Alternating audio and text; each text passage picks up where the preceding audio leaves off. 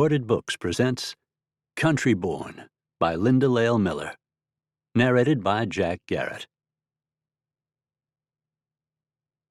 Chapter 1.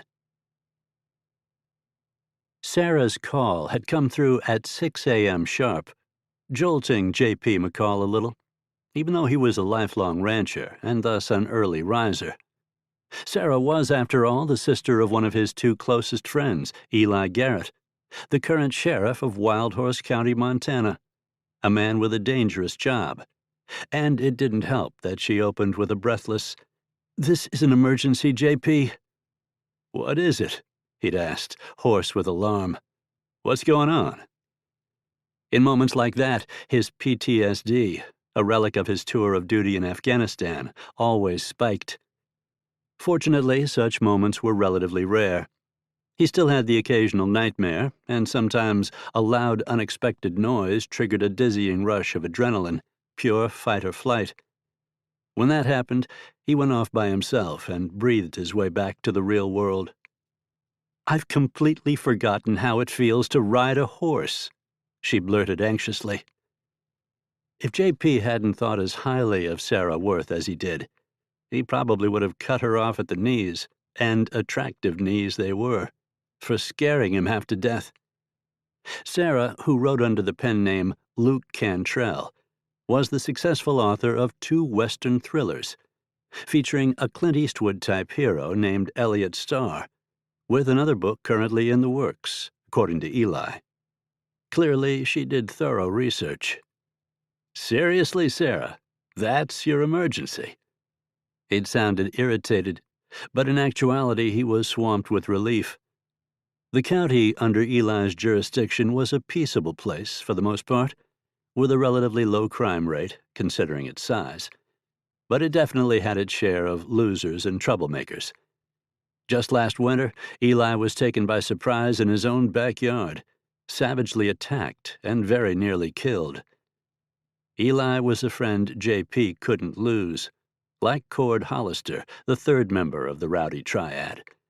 The three of them had been tight since kindergarten, and the bond between them ran deep, like the roots of an ancient tree tangled with bedrock. They were more than friends. They were blood brothers. There was a silence, a very awkward one. J.P. had looked down at his retired service dog, Trooper, standing beside him in the tall, dew-dampened grass between the barn and the house, instantly alert, ready for trouble. "It's all right, boy," he'd told the dog. "At ease." For several seconds after that, no one spoke.